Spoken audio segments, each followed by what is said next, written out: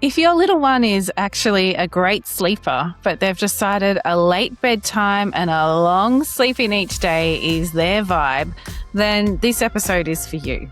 Maybe that late schedule worked beautifully for a little while, but then maybe you've got to go back to work, or the childcare start date is looming on the horizon, or maybe you just realised that you'd quite like some time to yourself in the evenings.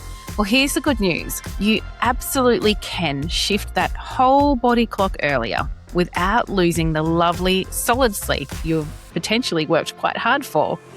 So today I'm walking you through exactly how to bring bedtime and wake up time earlier. And I'll talk you through the fast way and the slow way so you can choose what suits your child best. So settle in, because by the end of this one, you'll have a clear, doable plan to win back those evenings. Let's dive in.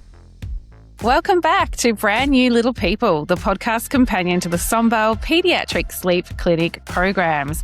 I'm your host, Dr. Fallon Cook. I have a PhD and a couple of postdoctoral fellowships in infant sleep, and I'm a mum of 3.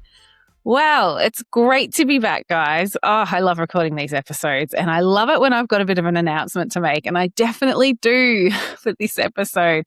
I'm so excited about this. And I have to send a big thank you out to Alex T, who emailed in a question. We'll get to that question later. But one of the things Alex asked for is if we can put together an index of all the parent questions that have ever been submitted to the podcast. So it's really quick and easy to actually check, has another parent had the exact same problem as you, and has this question already been answered? It means not having to wait till the next episode to get your question answered. You can actually just go and listen to it already. And so this is something I'd been thinking about for a really long time, and I'd started to do a bit of work on this idea because I could see there was huge value in it. And when I got Alex's email, I was like, that's it.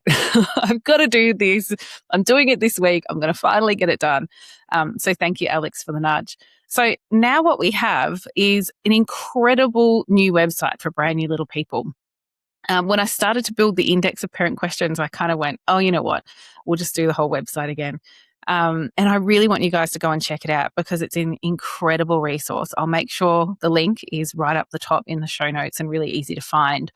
But it's brilliant because you arrive there. Of course, you can link straight through to Apple Podcasts or Spotify or YouTube. You can just hit a button to just play the latest episode. You can also just pull up a really nice list where it just has every episode title, and you can click the link and listen to it. Because that was something I didn't like about our old webpage, was that it wasn't easy to see at a glance all the topics we've covered. And I think for a lot of parents, you're just thinking, I really want to know more about night waking. So you really want to be able to find the episodes where we really did a deep dive into night waking without having to trawl through pages and pages. So there's a lovely red button where you can just browse all 121 episodes that we have up so far. But the really cool bit is the parent question index. So you can do things like selecting your child's age and then tapping on different topics, or just typing in different topics to see the questions that really address that thing. And what I love is that you can tap to read the full question. So rather than a summary, you can read the actual full question. And after that, there's a little link that'll take you to that exact point in the episode where that question is answered. So it's great. I think it's brilliant. And I'm really hoping you guys absolutely love it. It was quite a bit of work to pull it together, but so satisfying because these episodes have covered so many topics and covered them really, really thoroughly. So we definitely want to make that really usable for parents. So do go and check it out. If you notice problems, please shoot me an email because it's impossible for me to check on every single question. If you're noticing something's not working properly, let me know so I can go and have a really close look at it. And every time I publish a new episode, I'll make sure we update that index pretty quickly. So I'm excited for that. Please go and check it out. Have a bit of a look through. You might find something really helpful for your own situation. And big thanks to Alex big thanks to Alex for the kick in the bum that I kind of needed to actually launch it and get it out there. So I'd love to hear your feedback on this, guys. If you love it, hate it, have a suggestion, let me know. That's always what we're trying to do with Somval and the podcast. We want to make it the best resource for parents. I've got some pretty cool stuff I'd like to do eventually with Somval to really make the membership super valuable and everything you need it to be. And I'd love to hear all your ideas so you can really help to shape the future of Sonval as well. Okay, so this week's topic, we're really going to dive into the late bedtime and the long sleep in. So I know this is not a problem that every parent faces. There's perhaps a small group of people who will find this really relevant. But I tell you now, it's worth tuning in because as your child gets older, maybe in the late primary to high school age group, you're going to find that you face some pretty big difficulties with them wanting to push their bedtime really late and also wake up really late the next day. It's a problem faced by a lot of parents of older children, but sometimes it does start in, the baby and toddler years. And by tuning in today, you're going to have the skills you need to tackle it if it does happen, for you in future. But what's really, really important is this advice, I'm going to sort of talk through today is really for the babies and toddlers who already have pretty good nights. So if you're battling with really frequent night waking, now is not the time to be trying to bring bedtime earlier. I always say to families, we're better off keeping bedtime where it is, even if it's painfully late at the moment, but keep it where it is while you're making changes or anything you want to do. If you're trying to drop night feeds or change how you're settling them, don't be trying to bring their bedtime earlier at the same time because that will bring down the sleep pressure and that can just make progress really, really tricky. Once you've got your nights sorted and you feel like you're going pretty well, maybe you've had a week or so of really solid nights under your belt, then you can start to gradually walk that bedtime and wake up time a bit earlier. So let's go through an example together and we'll talk through a few different options. So let's just imagine bedtime's really late, but so is the wake up time. So in this little example case, maybe we're talking about a 9 p.m. bedtime for, let's just say it's a 12-month-old, but they're waking up at about 8 a.m. And that might have been working really, really well for this family for quite a while. But often it's when we know that they've got to start childcare soon, or you're going to be back to work, or have other carers, or maybe you just want your evenings back as well, which is completely valid too. Sometimes that prompts parents to go, oh, okay, this late bedtime and long sleep in isn't going to keep working in future because we have to be up earlier in the morning, and you want a bit of downtime to yourself in the evenings as well. So for this sort of situation, let's talk through how you might change things. So the very first thing is you want to make sure when you're planning to move bedtime and wake up time that you're continuing to meet their unique sleep needs. So we aren't going to be adding on more sleep by bringing bedtime earlier. We're really just bringing that entire daily rhythm earlier. And that's really important. If we go to try and have a much earlier bedtime and we're then suddenly offering heaps of opportunity for sleep and it's way more than what your child needs, we're probably going to see those nights worsen. And I don't want that for you. Definitely not.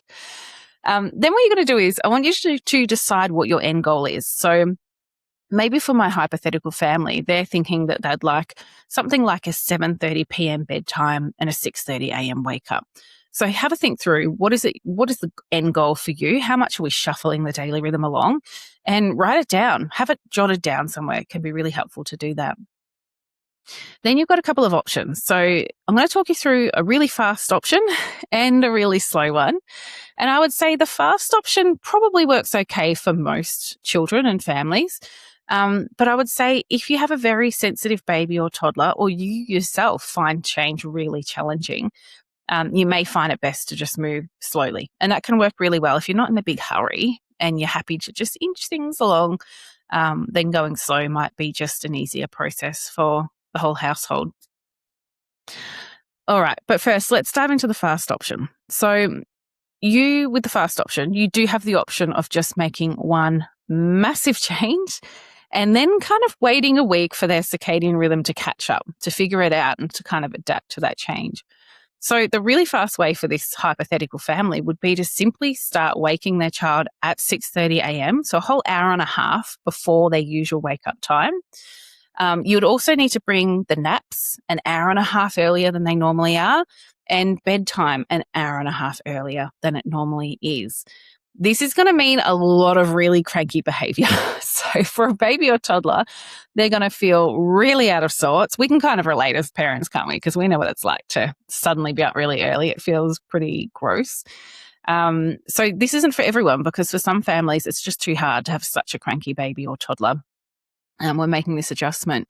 But what's really, if you do take this really fast approach, you just go, we'll make all the changes, we'll weather a really crappy week, but we know that, they're going to adapt in the end. What I really want you to know is that at bedtime in particular, you're likely to face some pretty tricky settling. So even though they still maybe had a similar length of time awake that day, similar amount of total day sleep, and, in theory, they should be ready for bedtime at 7:30 p.m.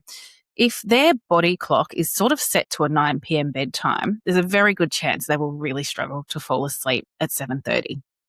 So in this case, what I want you to do is be really looking for signs that they are very, very tired before you attempt the bedtime. And this might mean you're not putting them down at 7:30. Maybe you keep watching and waiting. Maybe they're just full of energy and they're going and going and going. And then it's 8 p.m. or 8:30 p.m. where you go, oh, they're cooked. They are so done. That's when I want you to go and settle them for bed. But I still want you to get them up on time the next day. I still want you to not overdo the day sleep, because we're showing their circadian rhythm that, bedtime is earlier and we don't have time to play catch up if we keep staying up way past that new bedtime. So keep that in mind. You might just need to delay that bedtime until you're really seeing that they're genuinely ready to go to sleep. And also know that with this fast approach, they might be way more wakeful overnight. Often when there's a big change like this for the circadian rhythm, it's like the wheels just completely fall off and, everything becomes very random. You might get night wakings where you didn't used to have them. They could be just a bit all over the place because it's a bit of a shock for the system. Just don't let that bother you. Don't let it stress you out. If it does stress you out a lot, the thought of this happening, then maybe going slow is the better option for you. But just, I want you to keep front of mind that this is a big change. Things are going to go really askew for a little bit. But if you just stick to that daily rhythm, getting them up on time, sticking to the same naps, working towards that new bedtime, probably after a week, their circadian rhythm is going to cotton on and go, right, okay, I've got the memo. We really need to fall asleep at 7:30 because we get up at 6:30 every day. Our naps aren't increasing. The total day sleep's not increasing. Your child's circadian rhythm is going to start to fall into that pattern a bit more predictably. And then you're through it. You're out the other side. You've done it. So hopefully there's some parents listening who are like, oh, hell yeah, that fast approach is absolutely how I would want to approach it. If that kind of terrifies you, and I get it if it does, because a lot of parents have a lot of anxiety around sleep, and the thought of our children being mega cranky and potentially having some rough nights, that can really make some parents spiral because they've already been through the ringer. And a lot of parents will say, oh, I've got trauma from what we've been through. So it's completely valid just to take a real slow and steady approach if that feels like a good fit for you. So let's talk through the gradual option. So with the gradual option, we're going to work in 15-minute increments. So, if we're starting with a 9 p.m. bedtime and an 8 a.m. wake up time, the very first step might be to just bring the wake up time 15 minutes earlier, all the naps 15 minutes earlier, and bedtime 15 minutes earlier. So it's just a very small adjustment, hopefully not very noticeable to your baby or toddler. But it really starts with waking them up those 15 minutes earlier, so that's hopefully setting the pace, I guess, for the rest of the day. If they're up 15 minutes earlier, they're a bit more likely to go down for their nap 15 minutes earlier. What you should start to see is that your child will start to fall asleep a little earlier than before.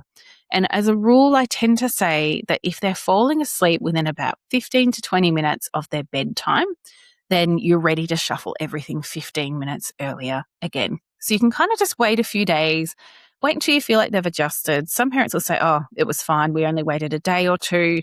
Others will say, it took us like a week because I've got a very sensitive child. It's fine to take it at a pace that works for you. But once they're falling asleep within 15 to 20 minutes or so of bedtime, move everything 15 minutes earlier again. And you're just going to keep doing that. It might take you a week. It could take you 3 weeks. Just keep going at your child's pace. And know that the real key is moving that wake up time earlier. Like I was saying earlier, it helps them be ready for their naps earlier. It helps them be ready for bedtime earlier. Some parents get a little bit stuck and they'll say, oh, it took them so long to fall asleep last night. I can't wake them up early. They'll be too upset. They'll be too cranky. Well, you have to. I'm just going to be really firm on this one. You've got to get them up on time, because if you are trying to bring bedtime earlier, it's not going well, they're awake for ages, and then you just don't get them up on time in the morning. How tricky is that for their body to kind of make that adaptation to that new daily rhythm, because it's not super consistent. So get them up on time and really just keep persisting. They might be a lot crankier than normal. We're not going to worry about that. Crankiness doesn't hurt. When they adapt to that new rhythm, their sleep will get back on track, and they'll be fine. So I think that's sort of a good overview of those two approaches. And I think if you're going with that gradual approach, mapping it out on a bit of paper, what those 15-minute changes are going to look like, and what the exact times will be, can just be really helpful in terms of keeping things on track. If they randomly wake up really early one morning, you might be able to fast track things a little bit. Just see how you're going.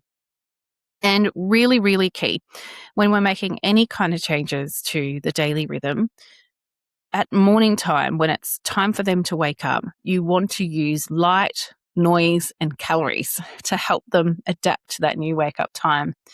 So what this means is, if your wake up time is maybe 7 a.m., then at 7 a.m. every morning, you go in, you turn on the lights. You can do that gradually so you don't completely horrify your child by shining the big light in their eyes. But you're increasing the light. You're starting to make some noise. A lot of families will start the day with some happy songs or something to bop around to. And you're offering that first feed of the day, or for older babies and toddlers, it might be brekkie. But the light, the noise, and the calorie intake is a really clear signal to their circadian rhythm that this is the new time that we start the day. And it's really going to help them to adapt quicker. If they're kept in a really dark room for a long time, or the feed's delayed, or it's just really quiet and just feels a lot like nighttime still, I think it's really hard to make that adaptation. So yeah, use light, noise, and calories, and it's going to help that whole transition go a lot more smoothly. So I hope that helps. It was a lovely parent I saw the other week, actually, who pointed out that we don't really have much about this type of situation that's in Sunbelt. So I'm going to put it on my list to create a lesson around this. I think we get really focused on just making the nights, consistent and more consolidated, because for a lot of parents, they just want, more sleep overnight. They don't care when bedtime or wake up time happens. But then down the track, inevitably you do start to go, well, does this bedtime work? Does this wake up time work? And I want everyone to be able to have those skills to, make that adjustment if they need to. Awesome. All right. Well, if that left you with any questions, please send them in for the next episode. I'm happy to go into this in a bit more detail if we need to. But for now, let's dive into this episode's parent questions. We've got 9 of them, and they're really good questions, and they do kind of tap into this same sort of topic area quite a bit. All right, so let's start with Bella. Bella says she's implemented her 17-month-old daughter's new daily rhythm, which caters to her unique sleep needs, and she's been doing that for over a week now. She says, unfortunately, she's still waking roughly every 2 hours overnight. She says, I'm still feeding her to sleep each wake up, and I'm wondering if this is responsible for all of the wake ups, or whether we need to reassess her daily rhythm. Bella says, should we expect to see fewer wake-ups if her daily rhythm is right, or should I jump straight into night weaning? I absolutely love this question, Bella. Look, adjusting the daily rhythm and working towards their unique sleep needs and building the sleep pressure overnight generally helps to some degree for most toddlers, but not all toddlers.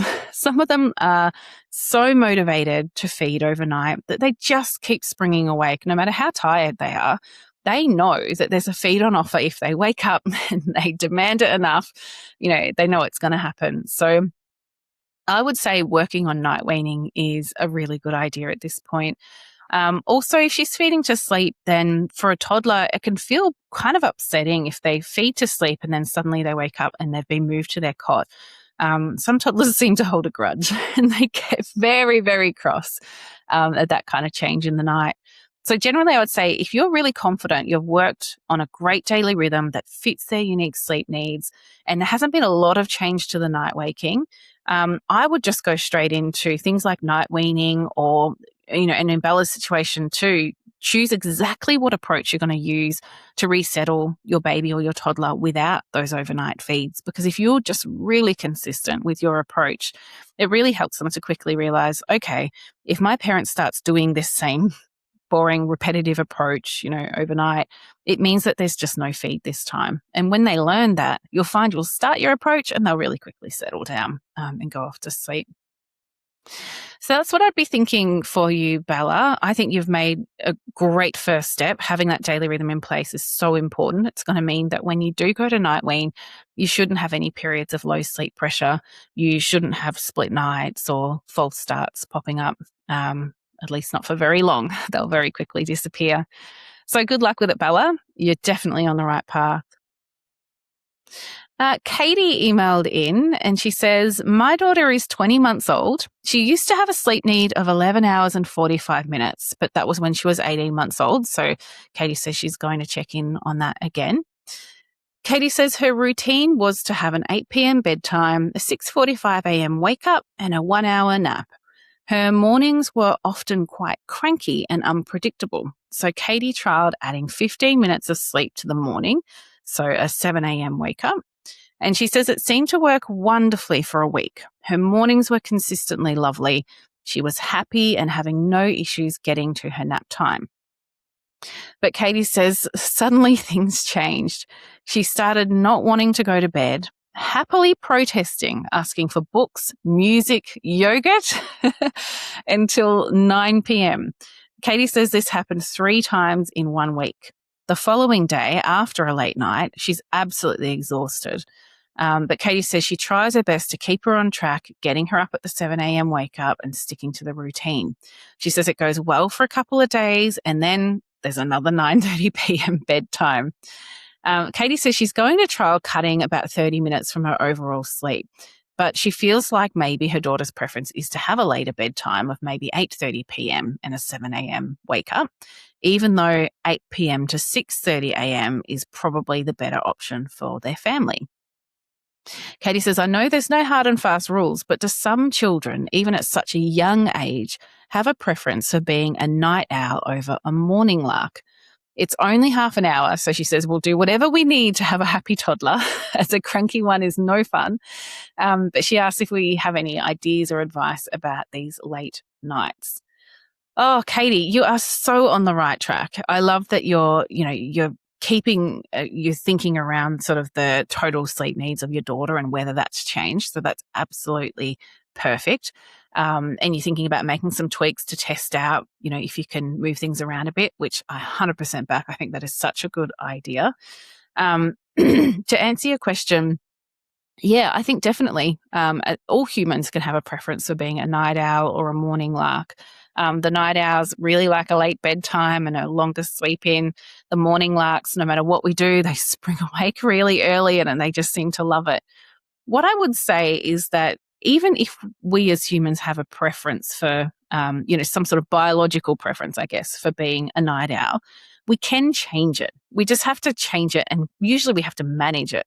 I'm going to give myself as an example here.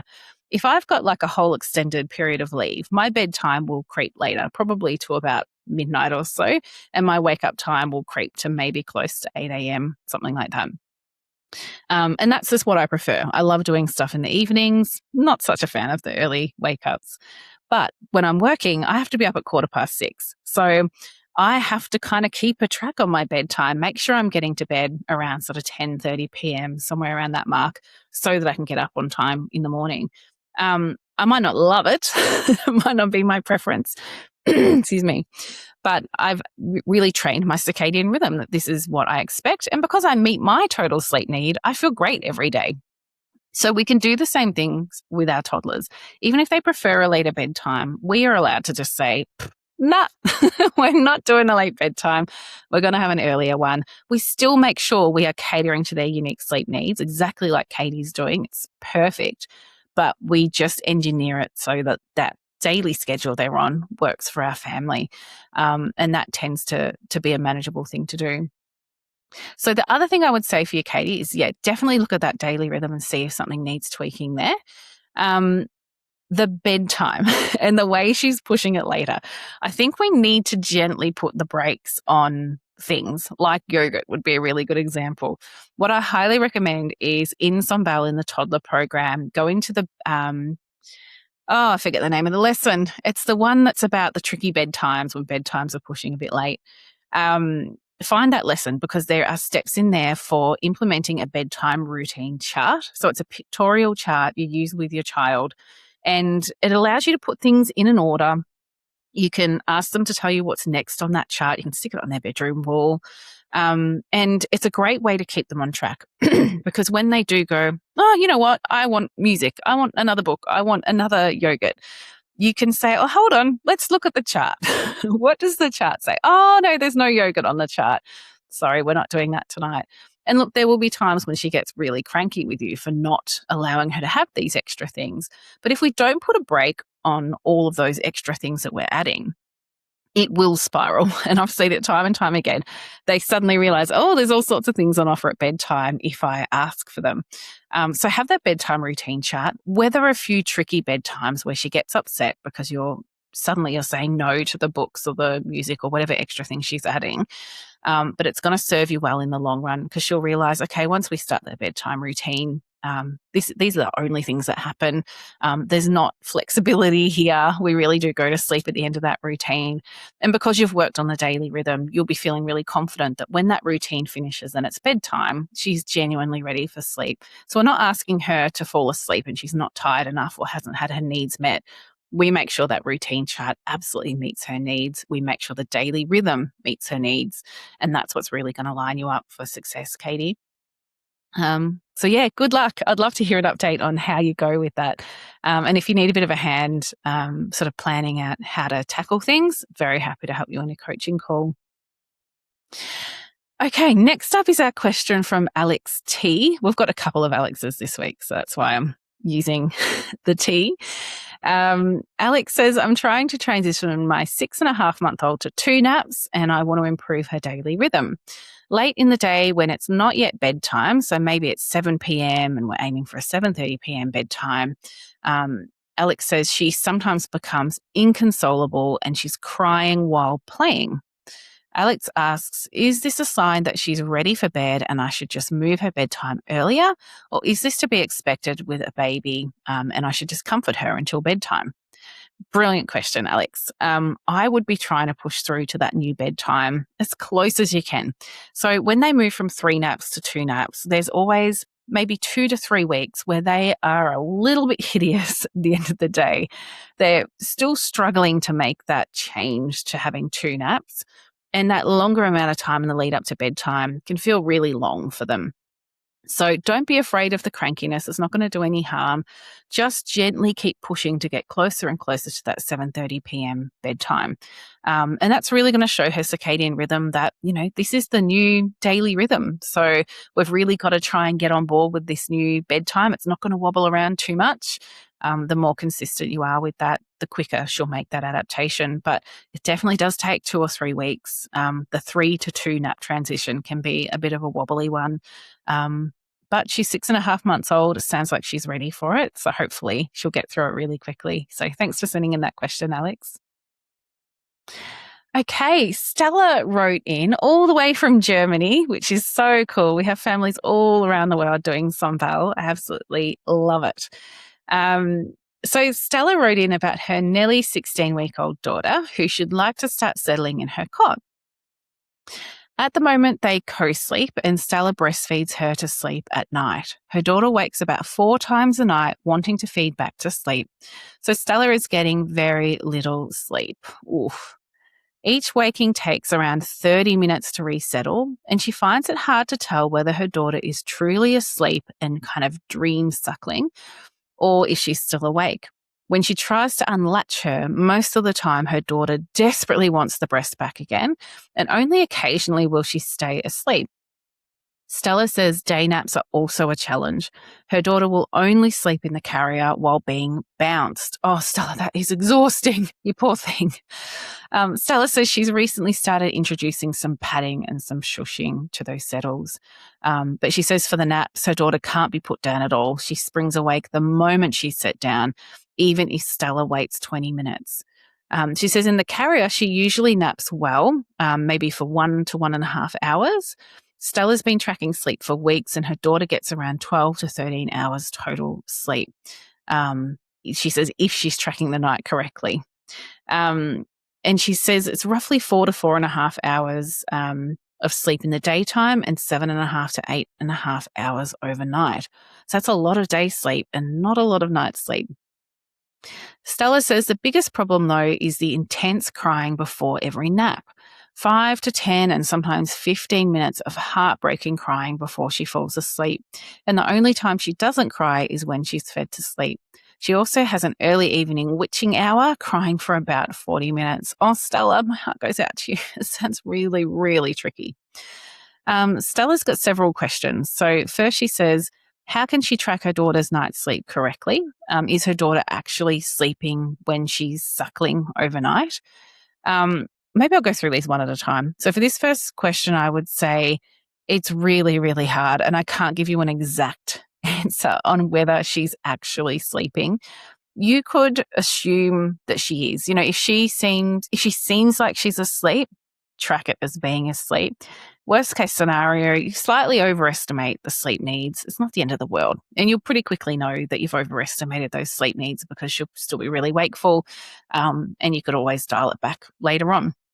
So that's how I would approach that.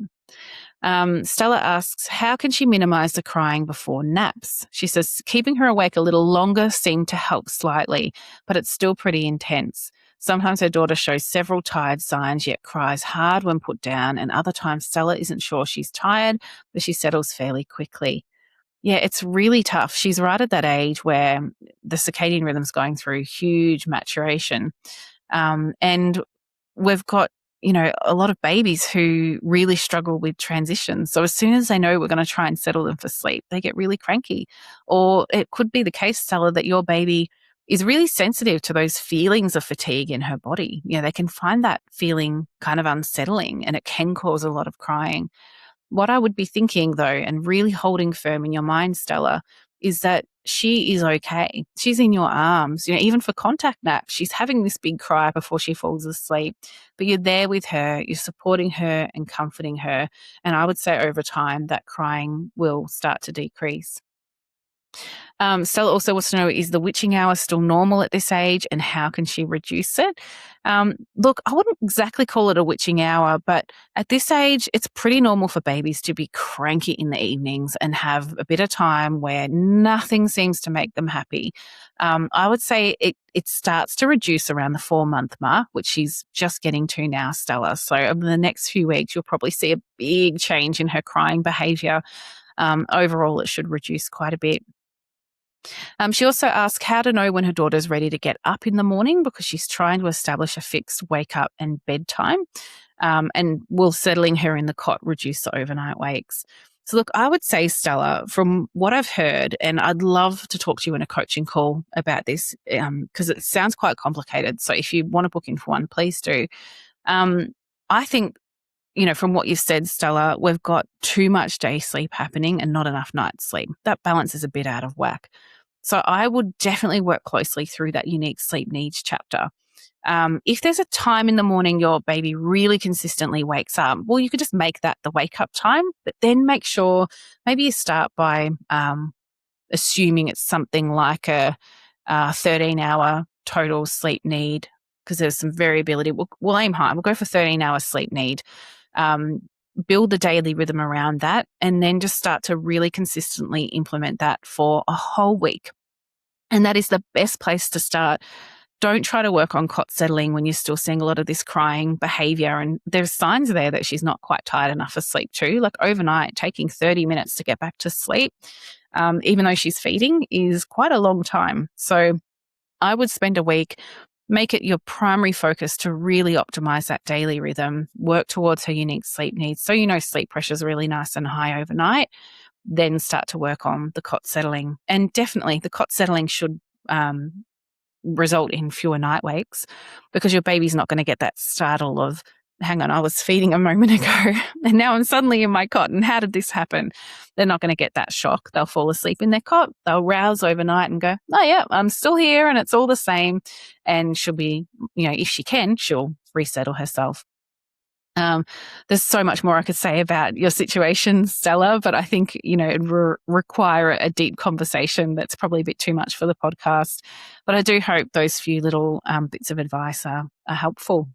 Good luck. Next, we have Kerry. Kerry's been closely tracking her 5.5-month-old sleep, and it appears like her sleep cycles are lengthening. I'm really stumbling over my words today. It appears that her sleep cycles are lengthening, but she says it's somewhat inconsistent. Kerry says at 3 months of age, she would stir and wake up after 35 minutes, but now it's more often around the 45-minute mark. So she wants to know, does sleep cycle lengths change over time? And she says, if I'm reviewing her daily rhythm and determining nap length, do I need to worry about her sleeping more and disrupting night sleep if her actual sleep cycle lengths have increased? This is a fascinating question. I love it. So yes, sleep cycles do change in length over time. So generally before 6 months of age, this is a big generalization. So, don't quote me on this, but before 6 months of age, much more common for a sleep cycle length to be around about that 30-minute mark or so. Around 6 months or a little bit older, we definitely start to see them stretching out. Usually by 8 or 9 months, we're looking at more like 40 to 45 minutes duration. As for, do we worry about the longer naps impacting the nights? I'd be aware of it. I'd definitely be keeping an eye on it. If you notice that, with naps, ideally, we work in increments of how long their sleep cycles are, so that when they wake up, or if we need to wake them up, they're, not too cranky. If the naps are getting longer to allow for a longer sleep cycle, and you see the nights are worsening or settling is getting really hard, well, that answers your question. And we need to go back to, well, how much sleep are we offering this child? And maybe we're offering too much opportunity and they just can't manage it. So I would still be thinking about their total sleep needs and really catering to that. Some parents will find that over time the naps lengthen, doesn't make a difference to the night, and that's awesome. But my gut feeling is that probably for most it would start to have an impact. So it's something to keep an eye on for sure. Okay, let's move on to Phoebe. Phoebe wrote in about her 15-month-old who has had periods of sleeping reasonable stretches, but they never seem to last. She says over the past few weeks, she and her partner have made a lot of thoughtful changes, like stopping overnight feeds and stopping co-sleeping. They're only settling him to sleep in his cot. He's got a consistent bedtime routine, and they've been trimming back a day nap that was a little long. He's now used to settling without needing much hands-on support. They tend to just stand near the cot and pick up for cuddles as needed. Phoebe says despite all of this, after a good night or two, they keep hitting 1 or 2 horrendous nights.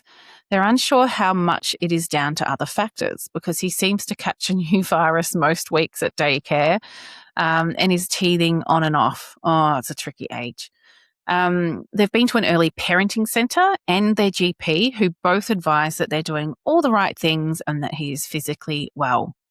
Phoebe describes being desperate and exhausted, just trying to survive work and parenting. And she says, I feel like my whole life has just become about sleep and survival. Oh, Phoebe, you're really not alone. Just know that even if you can't see us all, there are a lot of us, a lot of parents listening in who are in the same boat as you. It can feel very isolating, but you're definitely not alone. thankfully, Phoebe has an appointment coming up. So we're going to really address most of Phoebe's questions in that appointment, which is a really good idea because I think we really need to do a good deep dive and think through what's happening here. But I know that the central theme of Phoebe's question is really relevant to a lot of families. So I want to discuss this one on the pod, which is how do we know as parents whether there's anything left in our control or not when it comes to sleep?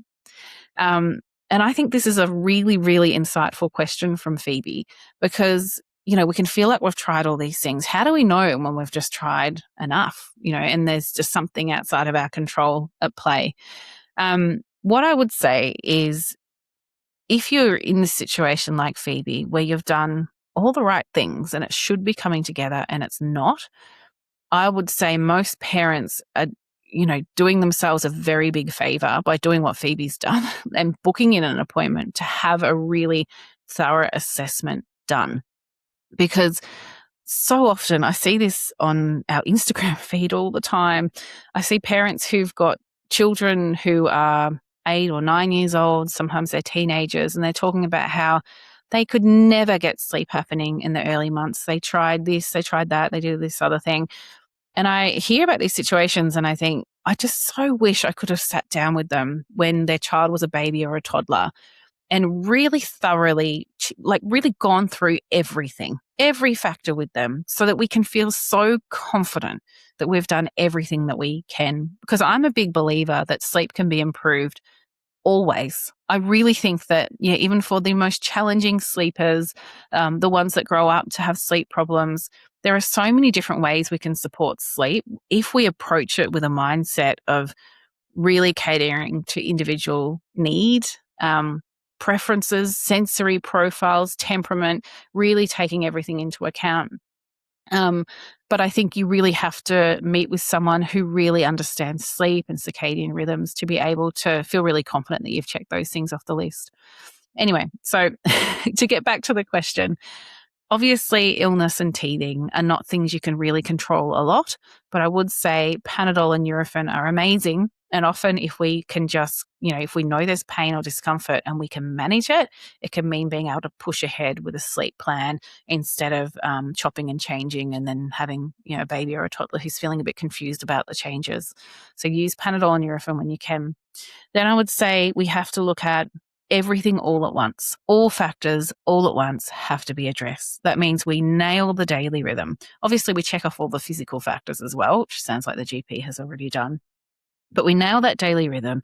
So we really know that sleep pressure is where it needs to be and we've really optimized things.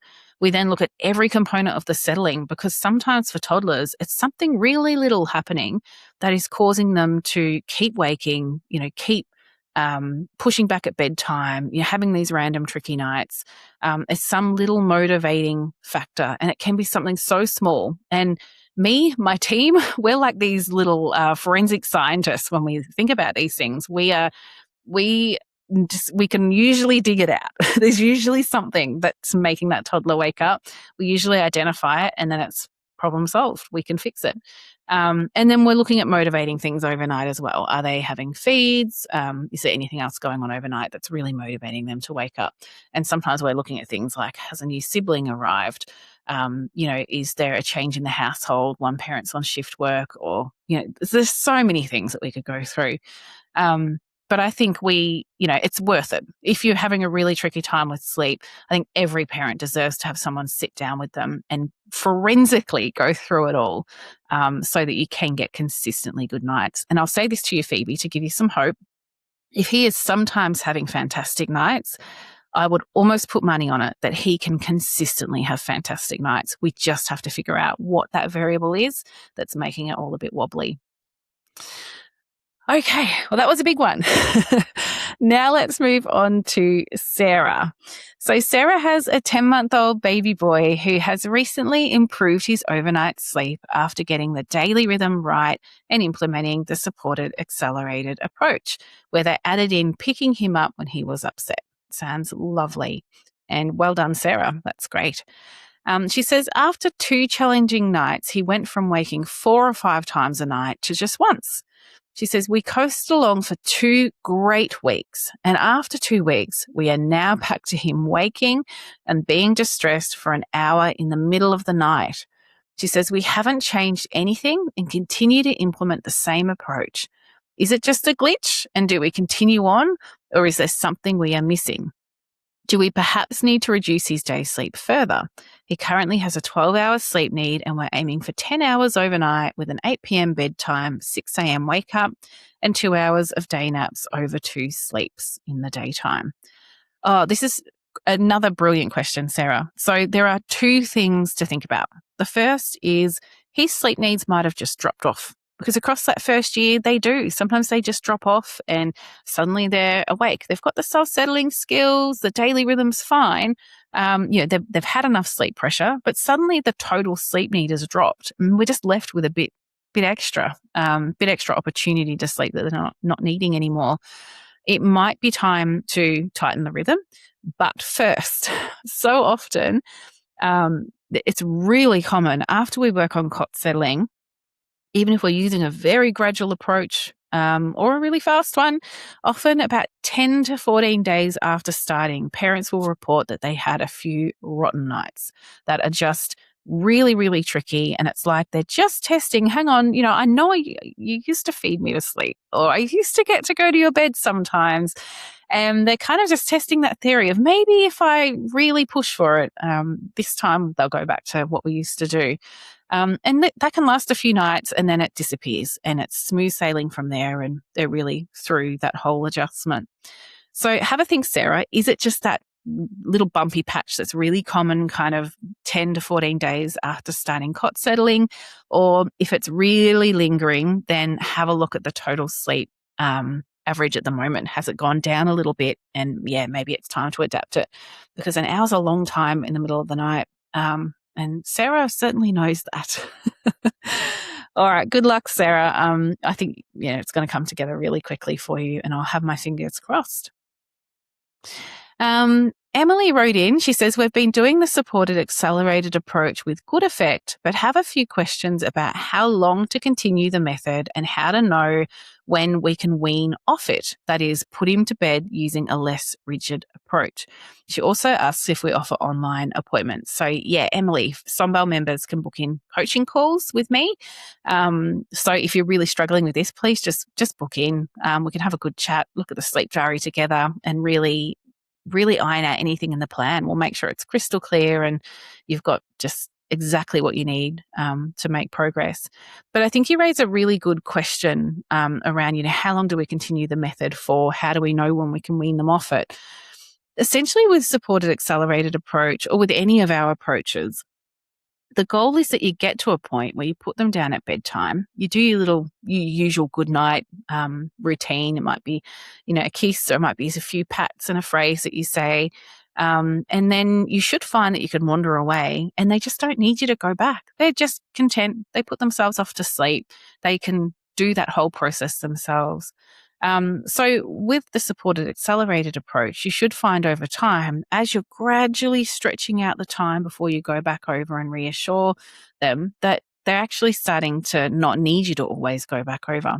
So when parents ask this question in particular, I often do wonder if they are constantly going back over, maybe in just 1 or 2 minute intervals. They're constantly coming and going and doing this thing over and over again, even when their baby's starting to settle down and calm for sleep. And that's something to look for. If your baby's starting to calm down, don't go back over. Just watch, wait, let them put themselves off to sleep. If we keep being super, super hands-on and we're going over all the time, sometimes we're actually interrupting them from getting themselves off to sleep. So the aim is that pats and the phrase that you're doing at bedtime will be what you do. You'll leave the room and they'll do the rest themselves. So you're not then really sticking to rigid intervals, except if you do have a random tricky settle, you will go back to just repeating the same pats and phrase and briefly, coming and going from the room and all that jazz. So well done. It sounds like things are going really well, Emily. And over time, you should find that you can put them down, say goodnight, walk out, and they're all sorted. That's the holy grail, I think, for so many parents. Okay, and last question is from Alex S. So Alex has a 7.5-month-old baby who's responded really well to a new daily rhythm and using the supported accelerated approach. Alex says he was waking 7 to 10 times a night since he was 3 months old and is now sleeping through. Alex says it's life-changing. I bet it is, Alex. That is phenomenal. And I can't imagine how much better you must be feeling day to day as a parent. It makes such a massive difference. So Alex says, we have even been able to add an extra 1.5 hours of sleep to the nighttime. Because his night sleep is longer, we have quickly transitioned from 3 to 2 naps, which is the perfect age to do it, but finding he's only napping for 30 to 45 minutes at a time and waking up crying and cranky and is tired for the rest of the day. He's also falling asleep during some breastfeeds. Alex says, we originally thought he had low sleep needs of around 12 hours, but he is now consistently sleeping 11.5 hours overnight, plus the 2 naps, and he still seems tired. She says, can we give him more support to resettle, to lengthen his day naps, so soothing in the cot or maybe rocking him? Or will this undo the progress from the supported accelerated approach that they've been working on? Alex says, secondly, should we be using the supported accelerated approach for night wakes forever or just for a training phase? About once a week, he's waking in the night and needing intervention. We are still doing the supported accelerated approach, and it can take 30 to 60 minutes to settle as he's quite distressed. Could we offer more support during these wakes now that he's consistently sleeping well, or will it undo our progress? Okay, Alex, I would say stick to the supported accelerated approach. I wouldn't be introducing anything extra to extend the naps or resettle overnight. And I think a little bit of a sleep pressure problem has started to creep in. I love that your baby has managed more sleep than they did previously, because sometimes this happens, not all the time, but it does sometimes happen. So it's great that you've experimented and you've added a little bit more in. But I think we might have overshot the mark, because why would your baby be waking up overnight for 30 to 60 minutes if they've absolutely nailed self-settling by the sounds of it? So they know how to get themselves back to sleep. Then why would they be awake so long when you go in and do the same thing overnight? To me, it really just comes down to sleep pressure. So I would, how much sleep have they been averaging over the past week? And then build your new daily rhythm based around that and go all in for a week. Just really go all in. Because if he's consistently waking for half an hour to an hour overnight, it might be that we're just overshooting the mark there somewhere. There's a few things to think about too. If nights are consistently improving, sometimes the day naps will get a bit shorter. So he might have sort of pushed too much sleep to his nights, and now for the day naps, he's not getting very much. The sleep pressure's not there, but he's still kind of cranky and not managing it. I would say look at that average, come up with a daily rhythm that feels manageable for you, trial it for an entire week and stick to it really strictly. At the end of that week, we kind of know where all the cards have landed, and you're going to have a good sense of, yep, this sort of daily rhythm works really well, or, oh no, it's terrible. We need to change something again. But we need to implement one thing for a full week to just really see how he goes and if he can settle into it before we go and change anything else. I wouldn't bring in the variability. I wouldn't be, if you really feel like you need to extend a day nap, do it in the pram or the car rather than in your arms. Because if they, especially at this age, if they realize, well, hang on, sometimes if I'm really cranky, I get cuddled to sleep, fed to sleep, put in the carrier for sleep, then they just go, cool, got the memo. I've got to get really cranky really fast, and then I'll really quickly have this other thing to get off to sleep. And it's not manipulation. They are just like little scientists. They are figuring out how the world works, and they're pretty switched on at this age.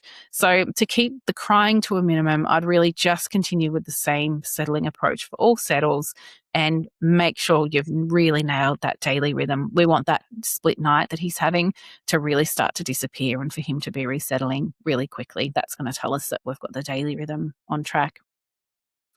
So I hope that answers your question there, Alex. If you want to work together, of course we can. It might be helpful to really have a look at that daily rhythm together if you're finding it really hard, but give it a crack and see how you go over the next week or so.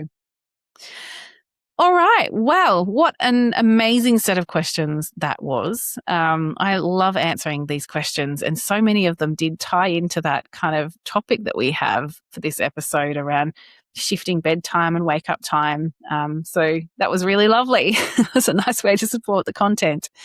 Have you left a review yet? Have a look at your podcast app right now. If you're on Spotify or Apple Podcasts or some other app, if you can please just give us a 5-star review, write something lovely about us, maybe tell us something that really, a bit of advice that really resonated for you.